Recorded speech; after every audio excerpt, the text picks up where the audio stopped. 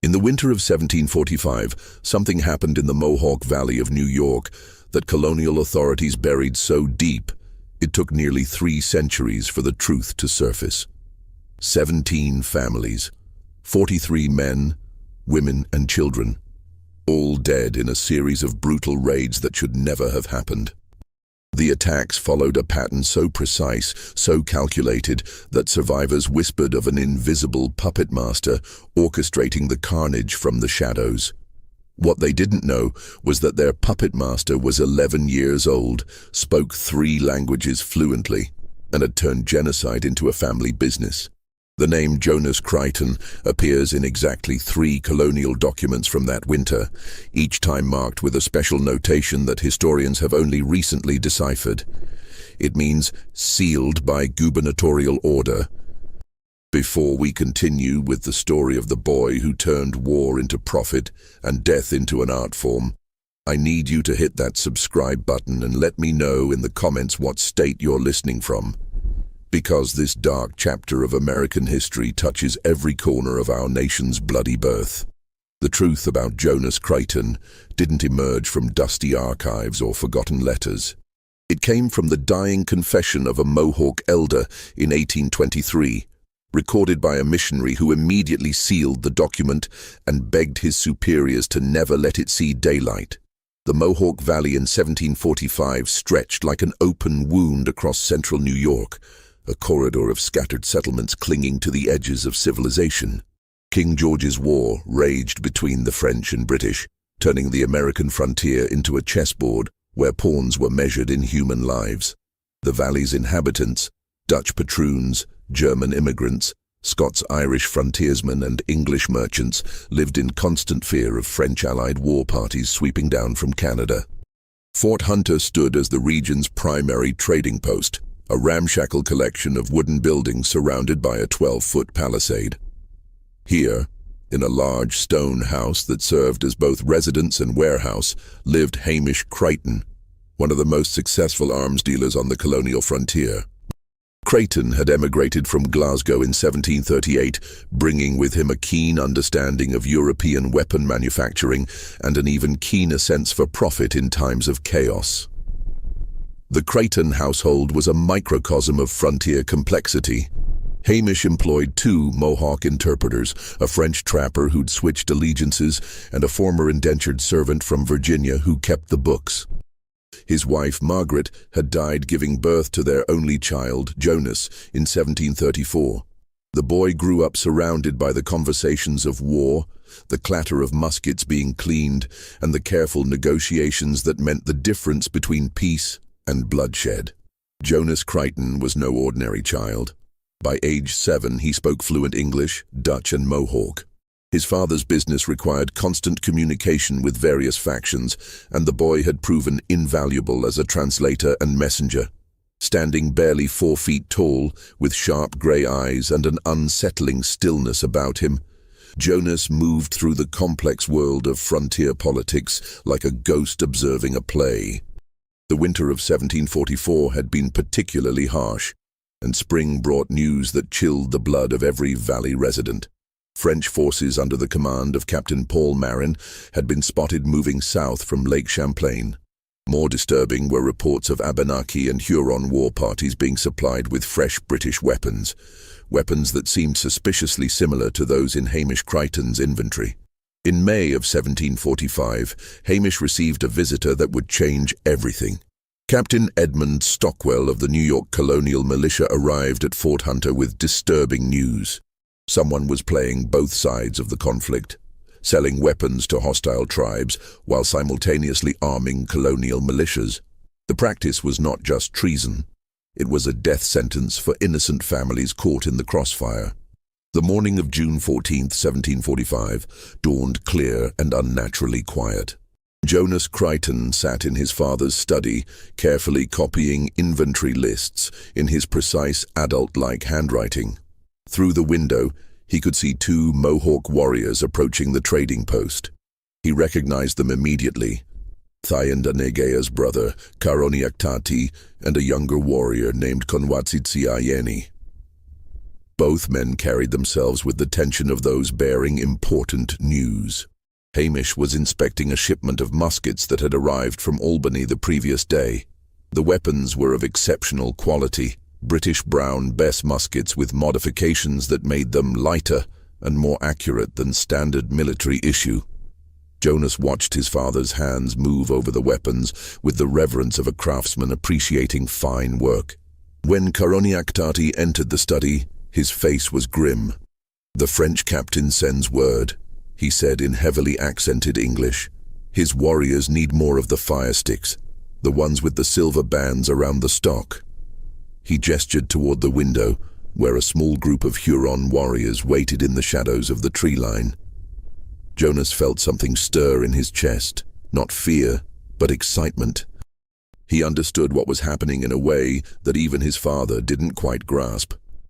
These weren't just business transactions, they were pieces of a vast game where information was more valuable than gunpowder, and the right word whispered to the right person could tip the balance of power across hundreds of square miles.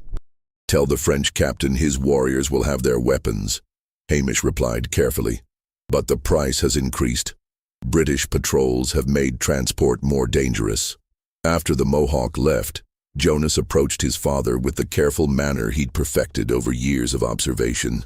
"Papa, what if the British knew the French were getting weapons with silver stock bands?" Hamish looked at his son sharply. "That's not information for children, Jonas." "But if someone told them," the boy continued with innocent curiosity, "wouldn't they want to know where those weapons came from? Wouldn't they pay for such information?" The idea that formed in Hamish's mind wasn't his own. It was planted there by his 11-year-old son with the precision of a surgeon inserting a scalpel. Within the week, Hamish had made contact with British intelligence officers offering to serve as a double agent. What he didn't realize was that Jonas had already begun his own correspondence, writing letters in 3 languages to various military commanders, traders, and tribal leaders throughout the region. Jonas's first independent operation began with an overheard conversation between 2 Dutch traders discussing the Vanderburg family farm. Peter Vanderburg had emigrated from New Amsterdam in 1739, establishing a prosperous homestead along the Mohawk River, where he raised cattle and grew wheat for the Albany market. His wife, Grietje, was known throughout the valley for her skill with medicinal herbs, often trading her remedies for goods the family couldn't produce themselves. The Vanderburgs represented exactly what Jonas was looking for: a family prosperous enough to matter, but isolated enough to be vulnerable. More importantly, Peter had recently begun trading directly with French agents, bypassing established intermediaries like Hamish Creighton, a business decision that had reduced the Creighton family's profits by nearly 15%. On June 28th, Jonas visited the Vanderburg farm under the pretense of delivering a message from his father about medicine for a fictional sick trader. While Grietje prepared a packet of willow bark tea, Jonas engaged Peter in conversation about recent French activity in the region. The boy's questions seemed innocent, a child's natural curiosity about the exciting world of adult business. "The French captain who buys Papa's muskets," Jonas said with wide-eyed interest. "He told Papa that some farmers are helping French soldiers hide from British patrols. Papa says that's very dangerous for those families if the British find out." Peter's face tightened with concern. "What farmers? Did the captain mention names?" "I wasn't supposed to hear," Jonas replied with perfect childlike guilt. "But I think he said something about Dutch families near the river. Papa got very angry and told him that would bring trouble to innocent people." The seed was planted with surgical precision. Jonas had given Peter Vanderburg just enough information to create fear without providing specific details that could be verified. The implication was clear. French agents were involving local families in military operations without their knowledge or consent, and British authorities were becoming suspicious of Dutch settlers' loyalties. 3 days later, Peter Vanderburg appeared at Fort Hunter, demanding to speak with British representatives about his family's loyalty to the Crown. The meeting, arranged through Hamish Creighton's contacts, put the Vanderbergs on British intelligence lists as a family worth monitoring, exactly where Jonas wanted them. The boy's next move demonstrated a sophistication that would have impressed professional spies. Through his network of tribal contacts, Jonas learned that a small Huron war party was planning to raid isolated farms along the Mohawk River, targeting families believed to be cooperating with British forces. The raids were intended as warnings rather than massacres, quick strikes designed to discourage colonial cooperation with British military operations. Jonas saw an opportunity to turn a warning into a tragedy. On July 8th, he visited the Huron camp with information he claimed to have overheard from British scouts. The Vanderberg farm, he told the war party leader in fluent Mohawk, was being used as a meeting place for British officers and colonial militia commanders. The family was actively providing intelligence about French and tribal movements, information that had already led to the capture of 2 French scouts and the deaths of 3 Huron warriors. The information was carefully crafted to transform the planned warning raid into a revenge killing. Jonas provided specific details about the farm's layout, the family's daily routines, and the weapons they supposedly kept for British visitors. Most importantly, he told the war party that British officers would be meeting at the farm on July 12th, a fabrication that would guarantee maximum violence when no officers appeared. Simultaneously, Jonas was working the British angle with equal precision. Through his father's intelligence contacts, he passed along information about increased Huron activity near Dutch settlements. The intelligence suggested that French agents were pressuring Dutch families to provide support for upcoming military operations, using threats against their property and livestock to ensure cooperation. The boy's masterstroke was a forged letter, supposedly intercepted from French agents, that specifically mentioned the Vanderberg farm as a staging area for operations against British positions. The letter, written in Jonas's careful hand using French phrases he'd learned from traders, provided just enough authentic detail to pass casual inspection while containing enough suspicious elements to justify immediate British intervention. On the morning of July 12th, a British patrol led by Sergeant Timothy Hewlett approached the Vanderberg farm to investigate reports of French collaboration. At almost the same moment, 12 Huron warriors were surrounding the property, preparing to attack what they believed to be a gathering of British officers and their Dutch collaborators. The massacre that followed lasted less than an hour. Peter Vanderberg died trying to protect his family from attackers whose language he couldn't understand and whose presence he couldn't explain. Gretchen was killed while attempting to reach their children, who were hiding in the root cellar. The British patrol, arriving to find the farm under attack, engaged the Huron warriors in a firefight that left 5 soldiers and 7 warriors dead. When the smoke cleared, the Vanderberg farm was a smoking ruin. An entire family had been destroyed, along with nearly a dozen soldiers and warriors, all because an 11-year-old boy had whispered the right lies to the right people at precisely the right time. Jonas observed the aftermath of the Vanderberg massacre with the detached fascination of a scientist studying experimental results. The boy had learned valuable lessons about timing, information flow, and the psychological triggers that could transform routine military operations into bloodbaths.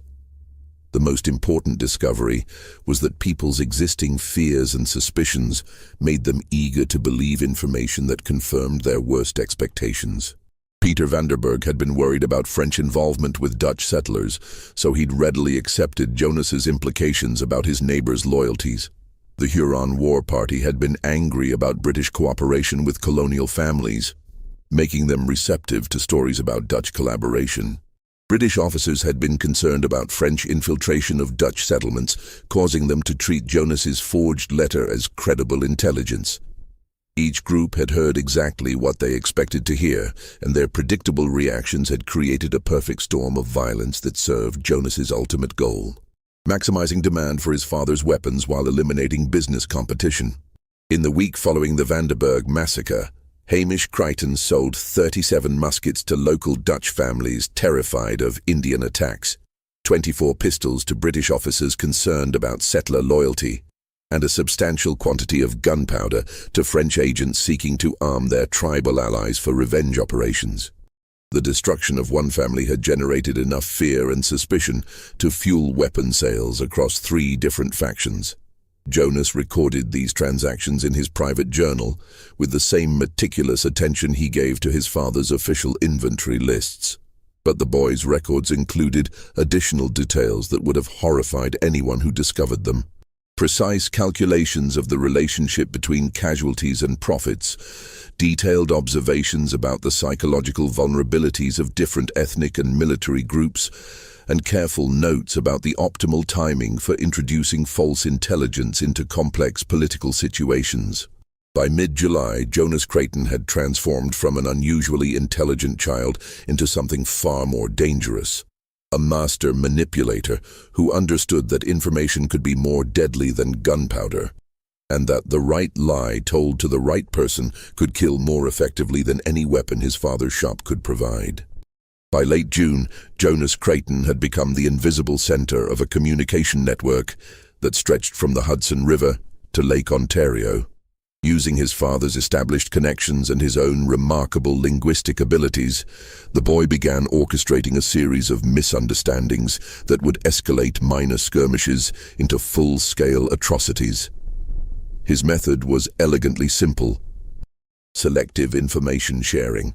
When British scouts reported French troop movements, Jonas would ensure that certain details were omitted or exaggerated in the reports that reached colonial commanders. When Mohawk war parties planned raids on isolated farmsteads, Jonas would provide just enough warning to some settlements, while ensuring others remained completely unaware of approaching danger. The first test came on July 2nd. Jonas learned from a Huron messenger that a small war party planned to attack the Henderson Farm, an isolated homestead 15 miles north of Fort Hunter. The family consisted of Thomas Henderson, his wife Sarah, and their 3 young children. They were vulnerable, defenseless, and, most importantly from Jonas's perspective, their deaths would generate enough outrage to justify a massive increase in weapon sales to local militias. But Jonas's plan was more sophisticated than simple murder. 3 days before the planned attack, he sent word to Thomas Henderson through a Dutch trader, warning him that French agents had been spotted in the area and suggesting that the family might want to visit relatives in Albany for a few weeks. The message was carefully crafted to sound like friendly advice rather than a specific warning. Henderson, a proud Scots-Irish farmer who'd fought in previous conflicts, responded exactly as Jonas had calculated. Rather than flee, he sent word to neighboring farms, organizing a small defensive force. By the night of July 5th, 12 armed men had gathered at the Henderson farm, turning what should have been a simple raid into a potential massacre. Jonas's next move revealed the full depth of his calculation. On the morning of the attack, he visited the Huron camp and spoke with the war party leader in fluent Mohawk, passing along information he claimed to have overheard from British scouts. The farm, he told them, was defended by only old men and boys. Colonial militia had been withdrawn to defend Albany from a French advance. The weapons they'd purchased from his father, Jonas assured them, would make quick work of any resistance. The battle at Henderson Farm lasted 3 hours. When it ended, 7 colonists lay dead, including Thomas Henderson and 2 of his children. 5 Huron warriors had also been killed, including the war party leader who'd trusted a child's intelligence. The survivors on both sides retreated with stories of treachery and superior enemy preparation that made no logical sense. Within a week, Hamish Creighton had sold 47 muskets to newly formed colonial militias, 62 pounds of gunpowder to French agents, and a case of pistols to Mohawk warriors seeking revenge for their fallen comrades.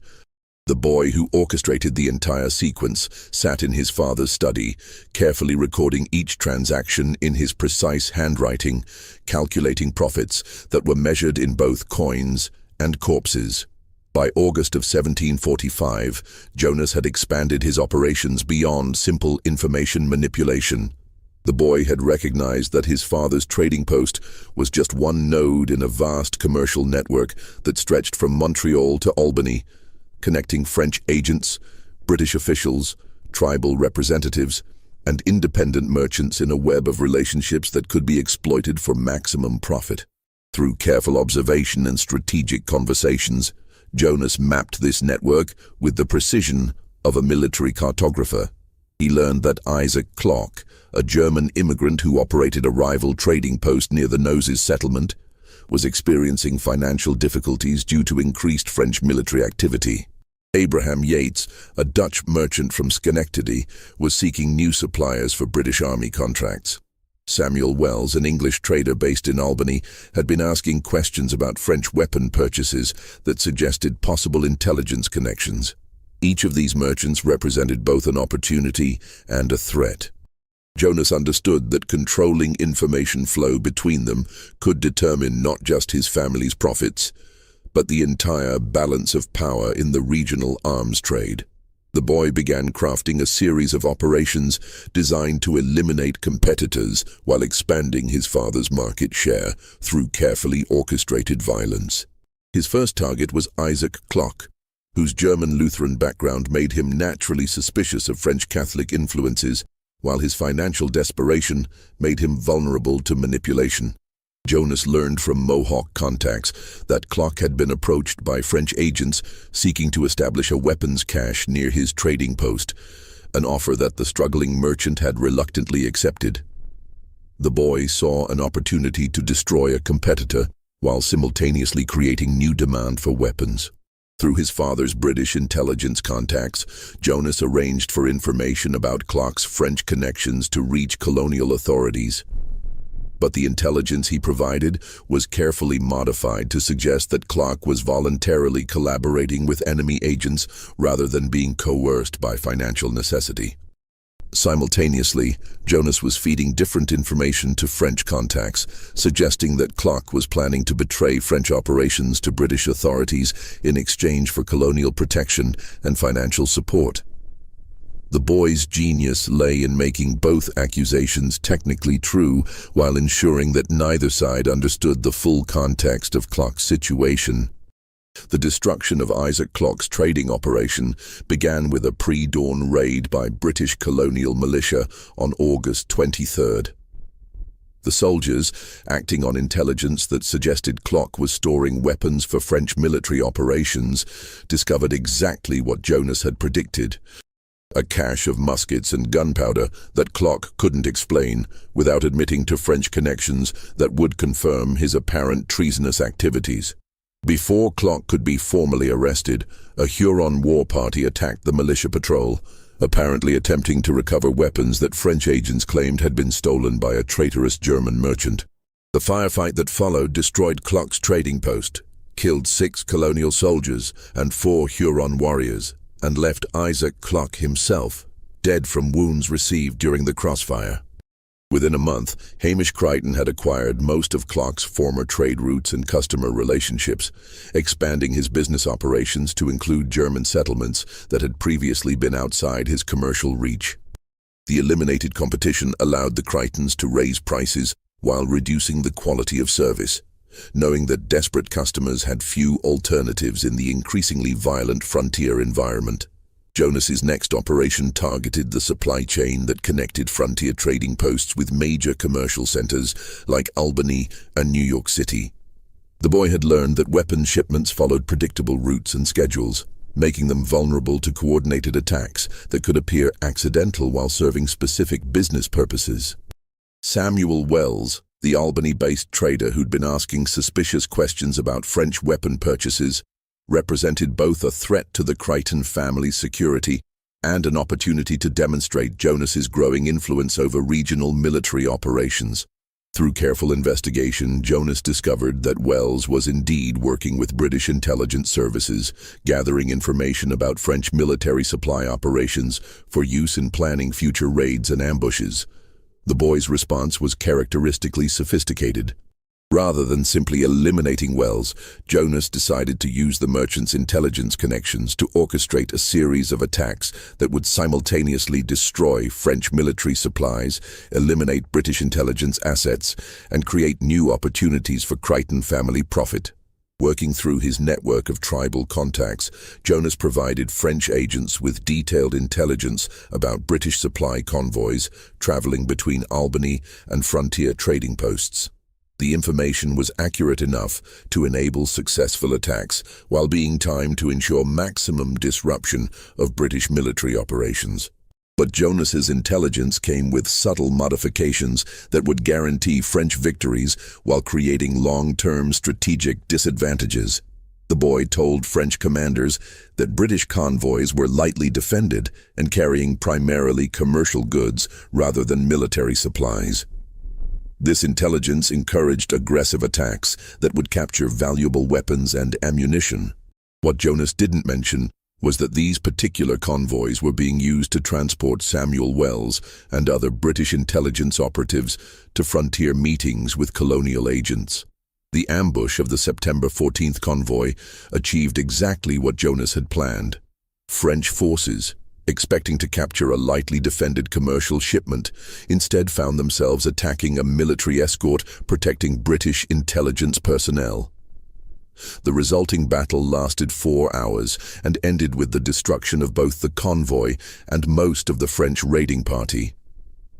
Samuel Wells died in the fighting, along with 2 other British agents whose intelligence operations had posed potential threats to Jonas's activities. But the French forces also suffered casualties that significantly reduced their capacity for future military operations in the region.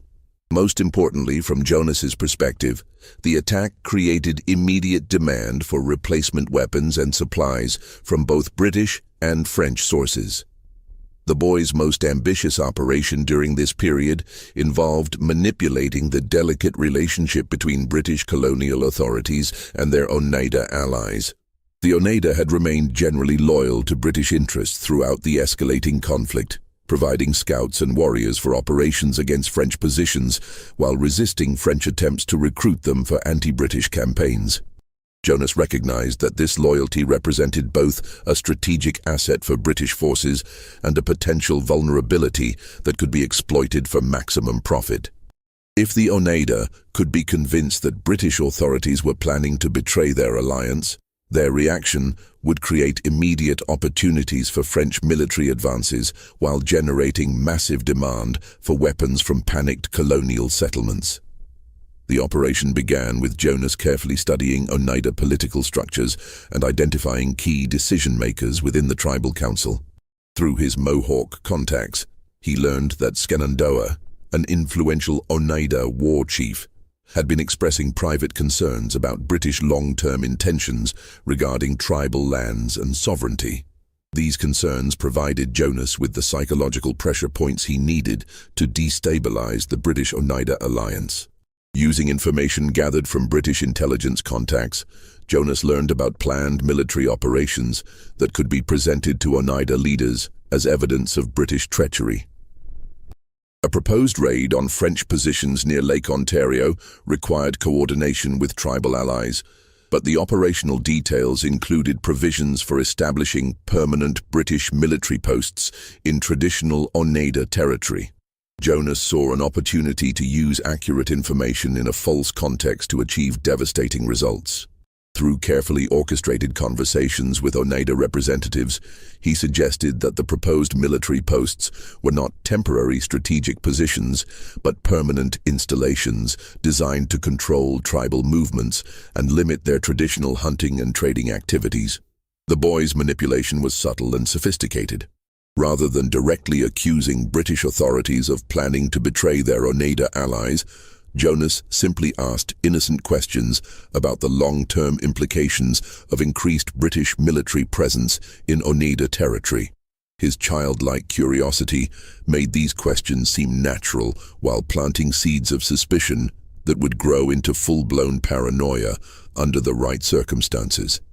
Simultaneously, Jonas was feeding complementary intelligence to British contacts, suggesting that French agents had been successful in recruiting Oneida warriors for operations against colonial settlements.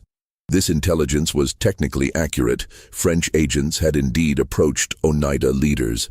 But Jonas's reports exaggerated both the scope of French recruitment efforts and the likelihood of Oneida cooperation. The collision between these two deception campaigns occurred during a crucial meeting between British officers and Oneida representatives on October 3rd. Captain Edmund Stockwell, acting on Jonas's intelligence about French recruitment, approached the meeting with suspicion and demands for stronger demonstrations of Oneida loyalty. Shenandoah, influenced by Jonas's suggestions about British territorial ambitions, interpreted Stockwell's demands as confirmation of planned betrayal. The breakdown of British-Oneida negotiations had immediate military consequences.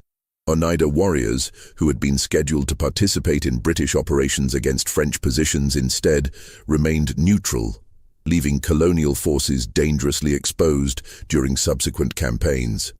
More seriously, the diplomatic crisis encouraged French agents to intensify their recruitment efforts among other tribal groups, creating new threats that British forces were unprepared to handle. Jonas observed these developments with satisfaction that bordered on scientific fascination.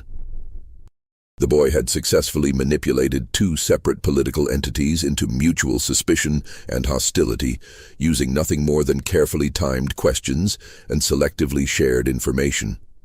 The resulting military complications would generate weapon sales, create new intelligence-gathering opportunities, and eliminate potential threats to his family's commercial dominance. But Jonas's greatest achievement was something that even he didn't fully recognize at the time. He had demonstrated that information warfare could be more effective than conventional military operations in destabilizing enemy alliances and creating strategic advantages. The 11-year-old had essentially invented techniques that wouldn't be formally recognized by intelligence professionals for another 2 centuries. As summer turned to autumn, Jonas's operations became increasingly sophisticated.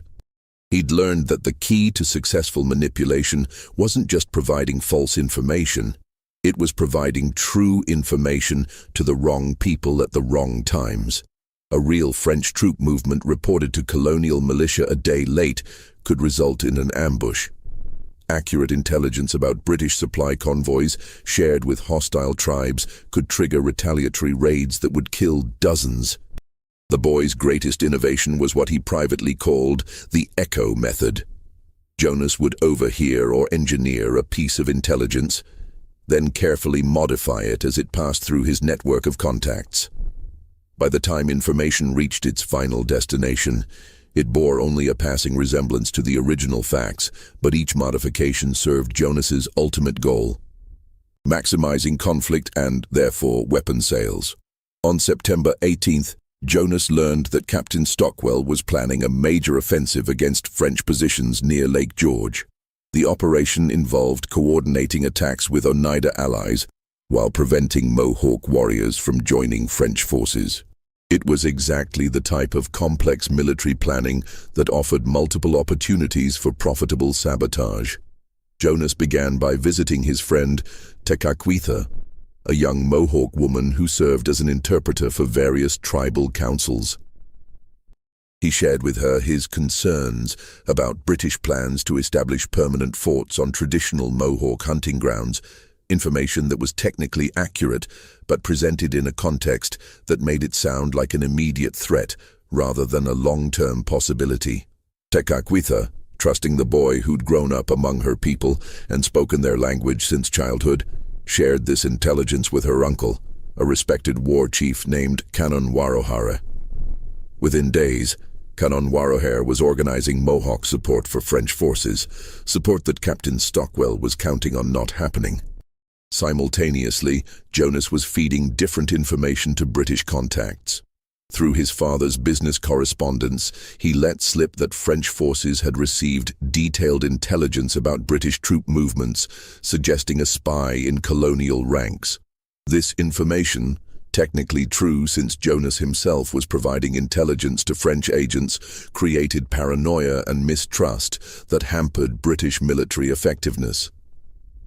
The battle near Lake George was a catastrophe for both sides. British forces, expecting Oneida support that never materialized and facing unexpected Mohawk resistance, lost 37 men in a day-long fight that accomplished nothing. French casualties were equally severe, and the mutual slaughter accomplished exactly what Jonas had intended. Both sides desperately needed new weapons, ammunition, and supplies. In the week following the Lake George disaster, Hamish Creighton processed the largest weapon orders of his career. British agents purchased everything he had in stock and placed orders for additional shipments from Albany and New York City. French representatives, operating through Huron intermediaries, bought gunpowder, shot, and maintenance supplies. Various tribal factions acquired pistols, knives, and specialized ammunition for different types of warfare. Jonas watched the transactions with satisfaction that bordered on scientific fascination. He'd created a perfect system. Conflict generated demand, demand generated profit, and profit provided the resources to create more conflict. Each death was both a tragedy and a business opportunity. Each military disaster a chance to sell solutions to the problems he'd helped create. October had brought the first harsh frosts to the Mohawk Valley, and with them came intelligence that would provide Jonas Creighton with his greatest opportunity for orchestrated destruction. Captain Jacques-Pierre Taffanel's supply convoy represented more than just another French military operation. It was the convergence point where Jonas could bring together months of careful manipulation in one devastating crescendo of violence. The boys' preparation for what would become the Deer Creek Massacre began with a detailed study of military logistics and communication systems. Jonas had learned that successful operations required not just the manipulation of information, but the precise timing of its release to ensure maximum destructive potential. Like a composer arranging a symphony of death, he began orchestrating the movements of three separate military forces toward a single, inevitable collision. His first challenge was understanding the French convoy's actual mission and composition. Through his network of tribal contacts, Jonas learned that Captain Taffanel was transporting not just routine supplies, but a substantial payroll intended for French forces throughout the region, along with specialized weapons and ammunition for upcoming winter operations. This intelligence provided Jonas with the foundation for the elaborate deceptions he would construct around the convoy's true nature. The boys' second challenge was more complex, creating believable but false intelligence that would motivate British and tribal forces to converge on the convoy's location at precisely the right moment. This required not just understanding military procedures, but anticipating the psychological responses of individual commanders to different types of threats and opportunities. Jonas's manipulation of British intelligence began with Captain Edmund Stockwell, whose suspicions about colonial loyalty had been carefully cultivated through previous operations. The boy had learned that Stockwell was under pressure from his superiors to demonstrate results against French operations, making him particularly receptive to intelligence that promised significant tactical victories. Through his father's intelligence contacts, Jonas provided Stockwell with a series of reports that gradually built a compelling but false picture of the French convoy's importance. The first report, delivered in mid-October, suggested that French forces were planning major operations against colonial settlements, requiring substantial financial resources and specialized equipment. The second report, timed to arrive just as British scouts were beginning to track French movements, indicated that a high-value target was moving through the region carrying resources essential to French winter campaigns. The boy's genius lay in combining accurate details with strategic omissions and modifications. The French convoy was indeed carrying valuable supplies. Jonas's intelligence was technically correct, but his report suggested that the convoy was lightly defended and carrying a payroll chest worth far more than its actual contents, while omitting crucial information about the escort's size and military capabilities. More importantly, Jonas timed the release of this intelligence to coincide with other intelligence suggesting that French agents were planning coordinated attacks on British positions throughout the region. This created a psychological context where attacking the convoy appeared to be a defensive necessity rather than an opportunistic raid, making British commanders more likely to commit substantial forces to the operation. Jonas's manipulation of tribal forces required even greater sophistication, as he needed to present the same convoy as both a threat requiring military response and an opportunity requiring protection. The boy had learned that different tribal groups responded to different psychological triggers, allowing him to craft customized deceptions for each audience.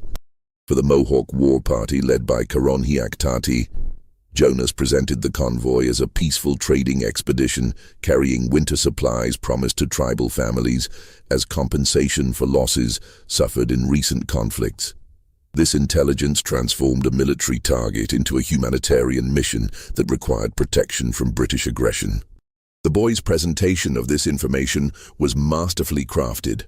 Rather than simply lying about the convoy's nature, Jonas selectively emphasized certain aspects of its mission while minimizing others. The convoy was indeed carrying supplies that could benefit tribal communities, trade goods, and materials that French agents routinely used to maintain tribal alliances. Jonas simply exaggerated the humanitarian aspects while minimizing the military components. More deviously, Jonas provided Mohawk leaders with intelligence about British plans to attack peaceful trading expeditions, intelligence that was technically accurate but presented without the context that would explain British motivations. Colonial forces were indeed planning to intercept French convoys, but their target was military supplies rather than humanitarian aid. For other tribal groups, Jonas crafted different versions of the same basic deception. Huron warriors learned that British forces were planning to steal French gifts intended for tribal families. Abenaki scouts were told that colonial militia were preparing to attack neutral trading parties as part of a broader campaign against tribal sovereignty. Each group received intelligence that appealed to their specific concerns and grievances, while being carefully timed to ensure that their responses would converge on the convoy's location at precisely the moment when maximum conflict was inevitable. Jonas's most sophisticated manipulation involved the French convoy itself. The boy recognized that Captain Taffanel's decisions about routes, timing, and defensive preparations could determine whether the planned convergence resulted in a minor skirmish or a major disaster. By providing French commanders with carefully crafted intelligence about British and tribal movements, Jonas could influence these decisions in ways that would maximize casualties on all sides. Through Henri Dubois, the French trader who served as Jonas's primary contact with French military operations, the boy provided Captain Taffanel with intelligence about British troop movements that was accurate enough to be credible while being timed to encourage tactically disastrous decisions. Jonas reported that large British forces were moving toward French positions near Lake George, creating pressure for rapid completion of the convoy's mission. This intelligence encouraged Taffanel to accelerate his schedule and reduce the size of his escort, believing that British attention was focused elsewhere. Simultaneously, Jonas provided French commanders with intelligence about tribal movements that suggested strong native support for French operations in the region. This intelligence encouraged Taffanel to expect friendly reception from tribal forces he might encounter, while being unaware that some of these same forces had been convinced that his convoy posed a threat to their communities. The boy's manipulation of French intelligence was particularly cruel because it exploited Captain Taffanel's genuine concern for his men's safety. By suggesting that the greatest threats lay in directions away from the convoy's actual route, Jonas encouraged tactical decisions that would place French forces in maximum danger while believing they were taking prudent defensive measures. By November 20th, Jonas had successfully manipulated 3 separate military forces into believing that their converging movements were necessary responses to legitimate threats and opportunities. British forces under Lieutenant Colonel William Johnson were preparing to attack what they believed was a lightly defended but high-value French target. Mohawk warriors led by Karonhiaktati were mobilizing to protect what they understood to be a peaceful trading expedition carrying supplies for their families.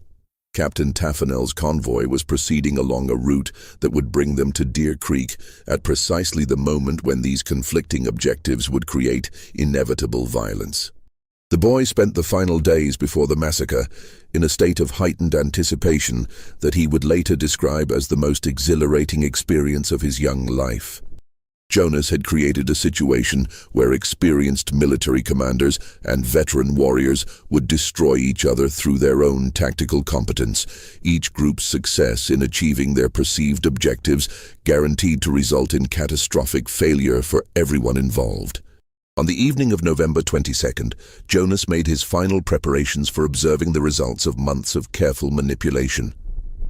The boy positioned himself at a location overlooking Deer Creek, where he could witness the convergence of forces he had orchestrated while remaining safely distant from the violence that would follow. As he watched the first French scouts establish their positions along the creek, Jonas felt a sense of godlike satisfaction that would remain unmatched throughout his brief but bloody career. Tomorrow would bring the culmination of his greatest achievement. Proof that an 11-year-old boy armed with nothing more than carefully chosen words could orchestrate military disasters that would kill dozens of experienced soldiers and warriors. As autumn deepened into winter, Jonas Creighton's appetite for manipulation had grown beyond mere profit. The 11-year-old had discovered something more intoxicating than money: the godlike power to determine who lived and who died with nothing more than carefully placed words.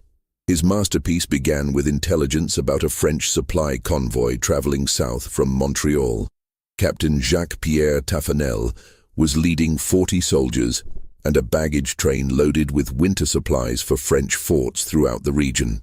The convoy represented a legitimate military target, but Jonas saw it as something more: an opportunity to orchestrate the most devastating misunderstanding of his brief but bloody career. Just when we thought we'd seen it all, the horror in the Mohawk Valley intensifies. If this story's giving you chills, share this video with a friend who loves dark mysteries. Hit that like button to support our content, and don't forget to subscribe to never miss stories like this. Let's discover together what happens next in the tale of Jonas Creighton. The boy's plan required precise timing and the coordination of multiple military forces. Through his father's contacts, Jonas ensured that British intelligence learned about the French convoy, but the information they received indicated that Captain Taffanel was traveling with only 20 soldiers and carrying a payroll chest worth thousands of pounds.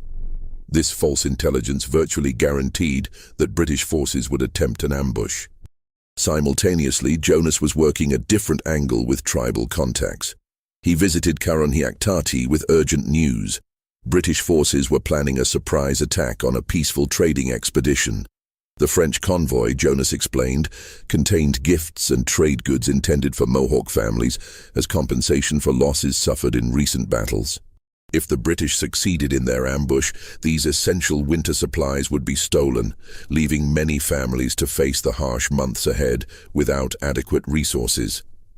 The third element of Jonas's plan was the most diabolical. Through a French trader named Henri Dubois, Jonas passed along information about British troop movements. A large colonial force, he reported, was planning to attack the Mohawk castle at Canajoharie, using intelligence provided by Oneida allies. This attack was supposedly scheduled to coincide with the convoy ambush, creating a coordinated assault on French and Allied indigenous positions. None of this information was entirely false. That was the genius of Jonas's method. British forces were indeed planning to intercept the French convoy, though not for the reasons Jonas had suggested to his tribal contacts. Some British commanders had discussed potential operations against hostile settlements, though no specific plans existed for attacking Canajoharie. French forces were moving through the region, though their mission was routine resupply rather than military aggression. By combining true facts with false contexts and selective omissions, Jonas created a situation where every faction believed they were responding to legitimate threats. The result was a three-way battle that began at dawn on November 23rd and ended with such carnage that survivors on all sides later claimed they'd witnessed the work of demons. The convergence happened at a ford across Deer Creek, 12 miles northwest of Fort Hunter. Captain Taffanell's convoy arrived first, making camp on the eastern bank, while scouts checked the surrounding forest for signs of British patrols. The French had no idea that Jonas's intelligence had drawn two separate enemy forces toward their position. British forces under Lieutenant Colonel William Johnson approached from the south, expecting to ambush a small French patrol carrying a payroll chest. Johnson commanded 60 colonial militia and 20 Oneida warriors, all convinced they were striking a blow that would significantly damage French operations in the region. The Mohawk war party led by Caronhiac-Tartier approached from the west, believing they were protecting a peaceful trading expedition from British aggression. 43 warriors had volunteered for what they understood to be a defensive mission to safeguard winter supplies for their families. At approximately 6:30 a.m., as morning mist rose from Deer Creek, the first shot shattered the November silence. A British scout, spotting movement in the French camp, fired the opening shot of what would become known as the Deer Creek Massacre, though official records would later describe it as a minor skirmish with limited casualties. What followed defied every convention of 18th century warfare. French soldiers, under attack from an unexpectedly large British force, formed defensive positions and returned fire with disciplined volleys. British militia, finding themselves facing regular French troops rather than the lightly defended convoy they'd expected, pressed their attack with desperate courage. Oneida warriors, caught between competing loyalties and confused by the presence of Mohawk fighters apparently allied with the French, attempted to avoid combat while protecting their British allies. The Mohawk war party, arriving to find their peaceful trading convoy under attack, launched a flanking assault on British positions, believing they were saving French friends from colonial aggression. In the chaos that followed, warriors who'd been allies for generations found themselves exchanging musket fire across a battlefield that none of them fully understood. The battle raged for 6 hours. When the gunpowder smoke finally cleared, 31 French soldiers lay dead, including Captain Taffanell. British casualties numbered 28, with Lieutenant Colonel Johnson among the fallen. 17 Mohawk warriors had been killed, along with 9 Oneida fighters who died trying to protect their British allies from their own cousins. But the true horror of Deer Creek wasn't the battle itself. It was what happened afterward.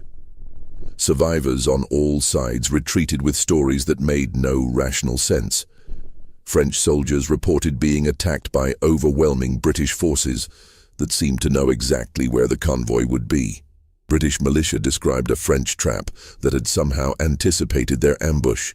Mohawk survivors spoke of betrayal and treachery, while Oneida warriors wondered how their longtime allies had turned against them without warning. In his study at Fort Hunter, Jonas Creighton recorded the battle's aftermath with the same careful attention he gave to his father's inventory lists. 85 dead. 7 different weapon orders totaling more than 300 muskets. Diplomatic negotiations that would require additional armed escorts and security measures. Each corpse at Deer Creek had generated multiple business opportunities. The Deer Creek massacre created problems that even Jonas hadn't anticipated. With so many dead on all sides, colonial authorities could no longer dismiss the increasing violence as normal frontier warfare. Governor George Clinton in New York City ordered a formal investigation, dispatching Major Samuel Wells to determine how such a catastrophic misunderstanding had occurred.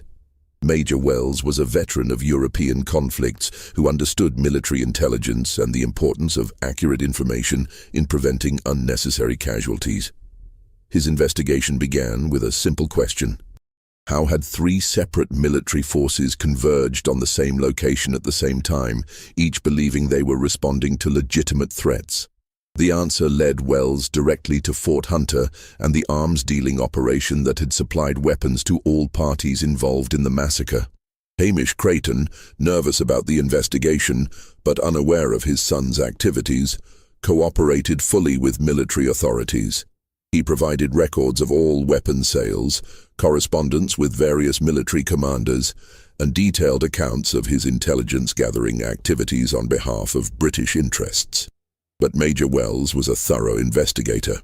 He noticed discrepancies in the timeline of information flow, intelligence that seemed to reach different parties at suspiciously convenient intervals. More disturbing were the subtle variations in apparently identical pieces of information, modifications so slight that they could only have been made by someone with intimate knowledge of all parties involved. The investigation might have ended with routine findings of confusion in the fog of war, if not for a chance encounter that revealed the true architect of the Deer Creek disaster. On December 15th, while interviewing tribal leaders at Fort Hunter, Major Wells observed Jonas Creighton translating a conversation between Mohawk representatives and colonial officials. What struck Wells wasn't the boy's remarkable linguistic ability. Child interpreters were common on the frontier. It was the subtle way Jonas modified certain phrases, making minor adjustments that changed the context of statements without altering their basic meaning. A Mohawk complaint about soldiers taking food became warriors stealing supplies in translation. A reference to seeking peace was rendered as demanding compensation. Wells, fluent in Mohawk from his own frontier service, realized he was watching a master manipulator at work. But the manipulator was a child who shouldn't have possessed either the knowledge or the sophistication to orchestrate complex military deceptions. That evening, Major Wells requested a private meeting with Jonas Creighton. The conversation that followed, recorded in Wells's confidential report to Governor Clinton, revealed the full scope of an 11-year-old's war crimes. Jonas, perhaps recognizing that his game had reached its end, spoke with the same careful precision he'd used in orchestrating months of bloodshed. He explained his methods matter-of-factly, describing the modification and selective distribution of intelligence as a business strategy rather than mass murder. "Information is like gunpowder," Jonas told the major. "A little bit in the right place can move mountains. Too much all at once just makes noise." The boy outlined his network of contacts, his techniques for manipulating translations and timing, and his calculations regarding the relationship between conflict intensity and weapon sales. He spoke of dead soldiers and warriors as market indicators, of grieving families as demand generators, and of the Deer Creek massacre as his most successful operation. What horrified Major Wells wasn't just the scope of Jonas's crimes, but the complete absence of remorse in the child's demeanor. Jonas had orchestrated the deaths of more than 80 people over a 6-month period, and he discussed these achievements with the pride of a craftsman describing fine work. The confession revealed one final, devastating detail. Jonas's activities hadn't been motivated by simple greed or even family loyalty. The boy had discovered that he possessed an almost supernatural ability to predict and manipulate human behavior on a massive scale. Each successful manipulation had fed an addiction to power that grew stronger with every death he orchestrated. "I wanted to see if I could make them dance," Jonas explained to Major Wells. "All of them. The French, the British, the Mohawk, the Oneida. I wanted to see if words could be stronger than armies." Major Wells faced an impossible situation. Jonas Creighton's crimes were undeniable, but prosecuting an 11-year-old for orchestrating military disasters would create problems far beyond the boy's individual guilt.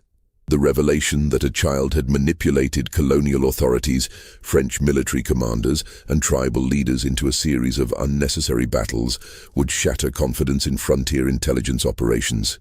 More importantly, Jonas's confession revealed security vulnerabilities that could be exploited by genuine enemy agents.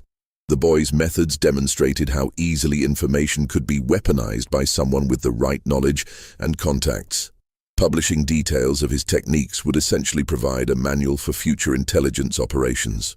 After consulting with Governor Clinton, Major Wells made a decision that would hide the truth about Jonas Creighton for nearly 3 centuries.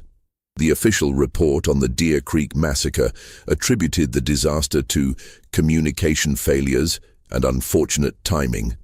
Jonas's role was classified under gubernatorial seal, with access restricted to senior military commanders and colonial administrators. The boy himself presented a different problem.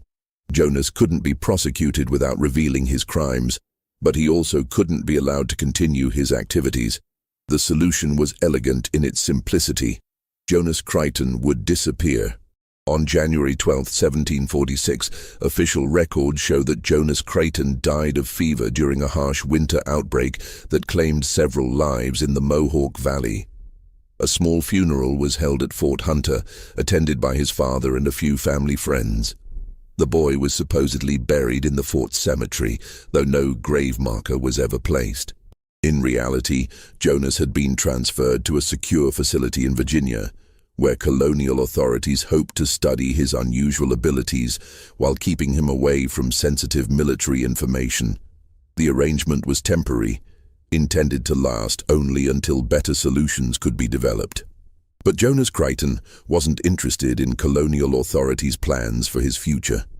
The last confirmed sighting of Jonas Creighton occurred on March 3, 1746, at a secure house near Williamsburg, where colonial authorities had placed him under what they called protective custody. The boy had spent 2 months being interviewed by various officials who hoped to understand how an 11-year-old had orchestrated such sophisticated intelligence operations. Jonas had cooperated with these interviews, providing detailed explanations of his methods and insights into the psychological vulnerabilities he'd exploited. But his handlers noticed disturbing changes in the boy's behavior. He'd begun asking detailed questions about his interviewers' backgrounds, their families, and their official responsibilities. Several officials reported feeling that they were being studied rather than conducting studies. On the night of March 3rd, Jonas simply vanished. His room was found empty, with no signs of forced entry or struggle.